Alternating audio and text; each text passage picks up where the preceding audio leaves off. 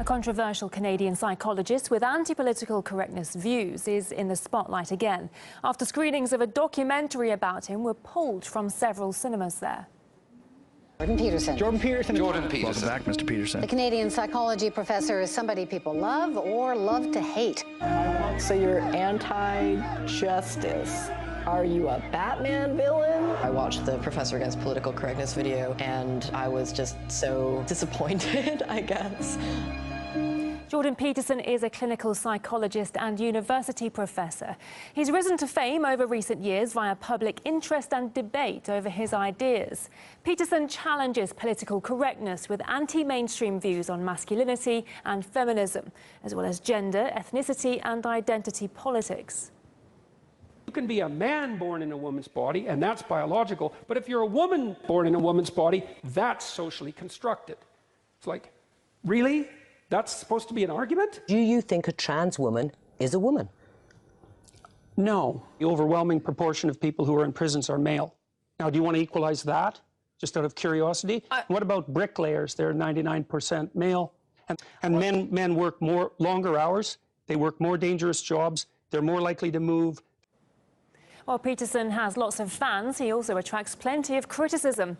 Earlier this year, Cambridge University recalled an invitation they'd sent him to speak there over concerns his views violated their, quote, inclusive environment. And in New Zealand, his book was pulled from the shelves after a shooting at a mosque in Christchurch. RT's Maria Finoshin has been speaking to the filmmakers behind this latest documentary. Your movie, as far as I understand, is about Jordan Peterson and the journey to where he is now and through his ideas. What is about it that a Toronto theatre scrapping earlier agreed plans to show it?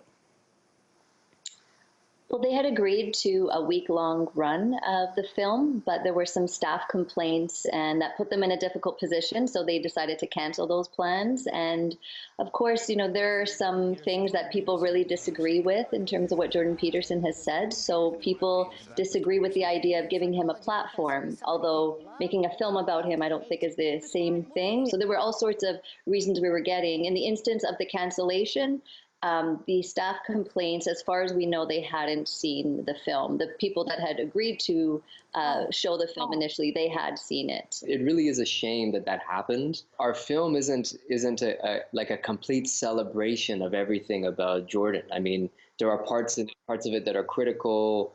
It's not a fluff piece, and there are the voices of the people that have disagreed with him in public that are in the film. So we also hold space for those voices in the film. So you have all of the people that are talking about him, and it's this kind of like left and right culture war. You know, you have people on the right that kind of see him as a messiah, but also see him as kind of like a political tool to kind of prop up their agendas. Then you have people on the left, like Antifa and activists of that nature, and they think he's the devil and they want to bring him down and they want to destroy his reputation. What people usually do is that they listen to journalists that they're used to, and those journalists usually only read other journalists that think just like them. So it's this weird little, in this specific context, it's a liberal bubble where they tell each other the same stories, and it gets compounded and compounded when it gets pretty different from reality. As far as I understand, Jordan Peterson himself was not too much interfering into your works. Very open. Yeah. He respected the process. He, you know, was never really, you know, trying to interfere with that in any way. What was that story that these journalists that you mentioned kept saying, like presenting Jordan Peterson as someone dangerous to something? Well, you know, there are ideas that he's